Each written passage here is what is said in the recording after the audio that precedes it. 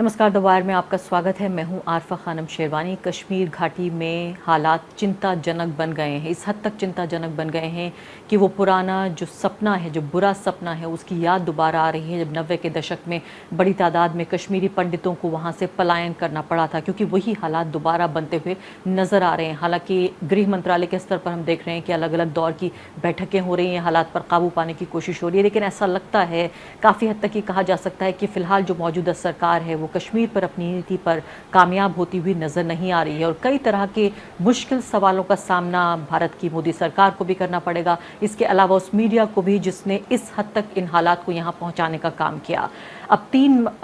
साल गुजरने जा रहे हैं, अगस्त के महीने में 3 साल हो जाएंगे जबकि आर्टिकल 370 को वहाँ से हटाया गया जम्मू कश्मीर से, और उसको डिमोट करके जो स्थिति थी वहाँ उसके स्टेटस को घटाकर एक यूनियन टेरिटरी बना दिया गया, जम्मू कश्मीर को 2 हिस्सों में बांटकर। अभी फ़िलहाल हालात ये हैं कि पिछले 27 दिन में 10 लोगों की हत्या हो चुकी है। आतंकवादी 10 लोगों की हत्या कर चुके हैं, इसमें कश्मीरी पंडित और बाहरी लोग, जो कश्मीर के बाहर के लोग हैं, आउटसाइडर्स हैं, वो शामिल हैं। खासकर जो बैंक मैनेजर विजय कुमार की हत्या है, उसने एक तरह से घाटी को थर्रा कर रख दिया है। इस हत्या की जिम्मेदारी भी कश्मीर फ्रीडम फाइटर्स नाम के संगठन ने ले ली है, और उसके प्रवक्ता ने बाकायदा बयान जारी करके ये कहा कि कश्मीर की आबादी में अगर फेर बदल करने की कोशिश हुई तो यही हश्र होगा। यानी कि भारत की सरकार को चेताने की कोशिश की जा रही है और वहाँ की जो अल्पसंख्यक आबादी है उसको डराने की कोशिश की जा रही है। जाहिर अपने आप में बड़ी तकलीफदेह और दर्दनाक ये बात है, लेकिन सबके साथ सबसे ज़्यादा महत्वपूर्ण बात यह है कि वहाँ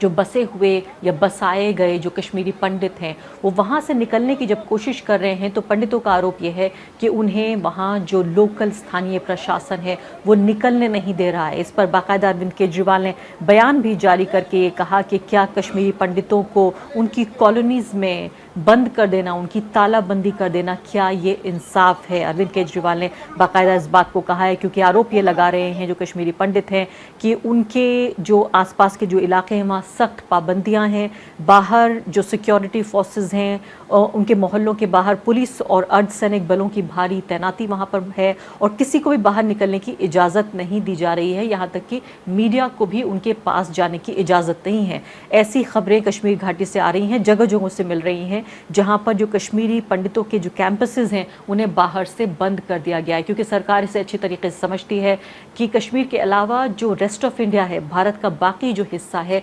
उसमें जो पॉलिटिक्स है, उसमें जो एक तरह से एक इमेज है, एक तस्वीर जो जाएगी भारत सरकार की, मोदी सरकार की, वो बहुत ख़राब जाएगी। और इसीलिए एयरपोर्ट में भी जो प्रशासन है, जो अथॉरिटी है, वो ये कह रहे हैं कि नहीं नहीं, बहुत ज़्यादा कोई वहाँ अल्पसंख्यक यानी कि जो कश्मीरी पंडित हैं उनके बाहर निकलने की एयरपोर्ट से रिपोर्ट्स नहीं मिल रही हैं, ये बात भी कही जा रही है। तो पलायन से रोकने की पूरी कोशिश है। कश्मीरी पंडित बहुत नाराज़ हैं, खासकर राहुल भट्ट की हत्या के बाद लगातार विरोध प्रदर्शन कर रहे थे, जिनको कि जो मुख्य धारा की मीडिया है उसने ब्लैकआउट भी करने की कोशिश की कि जैसे कोई प्रोटेस्ट हो ही नहीं रहा है, क्योंकि साफ साफ जो कश्मीरी पंडित जो आरोप लगा रहे हैं वो ये कि जो भारत सरकार है वो नाकाम हो रही है अपनी कश्मीर पॉलिसी में, उनको सीधे तौर पर सुरक्षित एक तरह से ठिकाना मुहैया कराने पर। क्योंकि हम ये जानते हैं, मैं आपको बताऊंगी आगे कार्यक्रम में, कि भारत सरकार की वो स्कीमें हैं, नरेंद्र मोदी सरकार से पहले भी स्कीमें हैं जहां पर कश्मीरी पंडितों के रीलोकेशन को लेकर, उनके रिहैबिलिटेशन को लेकर, रिहैबिलिटेशन यानी उनके पुनर्वास को लेकर, दोबारा वापस बसाए जाने को लेकर अलग अलग तरह की केंद्रीय और राज्य की स्तर की स्कीमें हैं, जिसके तहत कश्मीरी पंडितों को वहाँ जॉब्स में रिजर्वेशन भी है। लेकिन उसके बावजूद जो बुनियादी उनकी मांग है वो ये कि क्या हम ये नौकरी अपनी जान पर खेल कर करेंगे। 27 दिन में 10 लोगों की हत्या अगर खुलेआम आतंकवादी कर रहे हैं तो इसमें किसकी नाकामी बताया जाएगा? आतंकवादी तो जाहिर है आतंकवादी हैं, वो खून के प्यासे हैं, उनके सामने जो आएगा, जो उनके मकसद में उनको नाकाम करेगा, वो तो हथियार उठाएंगे ही और लोगों की हत्याएं करेंगे। लेकिन सबसे बड़ी बात यह है कि जो सरकार की जिम्मेदारी है, क्या वो उसे पूरी कर पा रही है? यहाँ साफ तौर पर मुद्दा ये उठ रहा है, जो कश्मीरी पंडित भी इस बात को कह रहे हैं, जो बाहरी लोग वहाँ काम कर रहे हैं वो भी ये भी कह रहे हैं इस बात को कि जब तक हमें सुरक्षा मुहैया नहीं होगी, क्या अपनी जान पर खेलकर ऐसी नौकरी का हम क्या करेंगे। और इसीलिए वो ये कह रहे हैं कि जब तक हालात बेहतर नहीं हो जाते, हमें कम से कम जम्मू तक हमें ट्रांसफ़र कर दिया जाए, हमें यानी घाटी से बाहर हमारी नौकरी को रीलोकेट कर दिया जाए, हमें ट्रांसफ़र कर दिया जाए। इन बातों को कितना भारत की सरकार मानेगी ये अलग बात है, लेकिन फ़िलहाल जो प्रतिक्रिया नज़र आ रही है वो ये कि उनकी कॉलोनियों को, मोहल्लों को बंद करके पुलिस और अर्धसैनिक बलों को वहाँ पर लगाकर एक तरह से, जिस तरह से अरविंद केजरीवाल कह रहे हैं कि वहाँ तालाबंदी करके उनके साथ क्या इंसाफ किया जा रहा है। अब अगर सवाल यहाँ उठता है कि आखिर वो मीडिया कहाँ है, आखिर वो सरकार कहाँ है जो अपनी पीठ थपथपा रही थी जब अगस्त के महीने में 2019 में आर्टिकल 370 वहाँ से हटा लिया गया और लाखों की तादाद में लोगों को वहाँ पर सिक्योरिटी और कम्युनिकेशन लॉकडाउन, यानी वहाँ कोई फ़ोन नहीं था, कोई इंटरनेट की सुविधा नहीं थी, महीनों तक संघर्ष करते रहे कश्मीरी लोग, अभी भी संघर्ष कर रहे हैं। लगभग 3 साल गुजर जाने के बावजूद भी इस तमाम कीमत ये इसलिए कहा गया अदा करने के लिए कि घाटी में हमेशा के लिए आतंकवाद ख़त्म हो जाएगा, घाटी में हमेशा के लिए भ्रष्टाचार ख़त्म हो जाएगा और पहले से कहीं ज़्यादा जम्मू कश्मीर भारत का हिस्सा बन जाएगा। और इसीलिए एक तरह से एक टेम्परेरी पनिशमेंट के तौर पर दिखाया गया कि अभी आपको कुर्बानी देनी पड़ेगी क्योंकि बाद में सब कुछ ठीक हो जाएगा। क्या ये सही वक्त नहीं है इस सवाल पूछने का कि क्या अपने ऊपर छोड़ दिया है, अपने हाल पर कश्मीरी पंडितों को और बाहरी लोगों को, जहां कश्मीर में वो काम कर रहे हैं, उनको छोड़ दिया है सरकार ने? क्योंकि अगर 27 दिन में 10 लोग मारे जा रहे हैं तो इसके लिए जिम्मेदार आतंकवादी तो है ही, लेकिन सुरक्षा देने के लिए कौन जिम्मेदार है? मैं आपको बताना चाहती हूँ, मार्च 2021 का ये बयान बाकायदा रिटन रिप्लाई में, इस जवाब में पार्लियामेंट में भारत की सरकार ने, मिनिस्ट्री ऑफ होम अफेयर्स ने ये कहा कि 6000 जो सैंक्शन पोस्ट हैं, जो पोस्ट है वहाँ कश्मीर में, वहाँ 3800 माइग्रेंट कैंडिडेट्स वो वापस कश्मीर लौट चुके हैं। पिछले कुछ सालों में नौकरियां वहाँ पर वापस ले चुके हैं प्राइम मिनिस्टर्स पैकेज के तहत, और साथ ही आर्टिकल 370 हटने के बाद 520 माइग्रेंट कैंडिडेट्स वो कश्मीर वापस लौट चुके हैं। अब यह सवाल ये पैदा हो रहा है कि इन सब दावों का क्या किया जाए। कश्मीरी पंडित कह रहे हैं कि उस लॉलीपॉप का हम क्या करेंगे जिसमें हमें अलग से एक रिहायशी जगह मिलती है, ट्रांसफ़र, सेफ्टी, सिक्योरिटी अगर नहीं है हमें तो हम इस लॉलीपॉप का क्या करें, इस नौकरी का क्या करें अगर कि हमारे पास अलग जगह है रहने की, जब हमें पूरी तरीके से आज़ादी नहीं है ठीक से एक इंसान की जो बेसिक एक डिग्निटी होती है उसके साथ वहाँ रहने की। तो बेहद चिंता का माहौल है, असुरक्षा का माहौल है। और यहाँ साफ सवाल ये बनता है कि जब सरकार, खासकर मोदी सरकार, खुद प्रधानमंत्री ने आगे बढ़ के कश्मीर फाइल्स नाम की फिल्म को प्रमोट किया, क्या फिल्मों से सिक्योरिटी और जो सुरक्षा है कश्मीरी पंडितों की वो सुनिश्चित होगी या सिर्फ प्रोपेगेंडा और पब्लिसिटी होगी? बहुत सारा मैं कहूँगी कि पब्लिसिटी, प्रोपेगेंडा इस हद तक गया ये न सिर्फ कि प्रधानमंत्री आगे आए, उन्होंने इस फिल्म को के ब्रांड एम्बेसडर के तौर पर नजर आए, बल्कि अलग अलग जो राज्य सरकारें थी उन्होंने फिल्म को टैक्स फ्री कर दिया। जो गवर्नमेंट एम्प्लॉइज़ थे उनको आधा दिन की छुट्टी दे दी।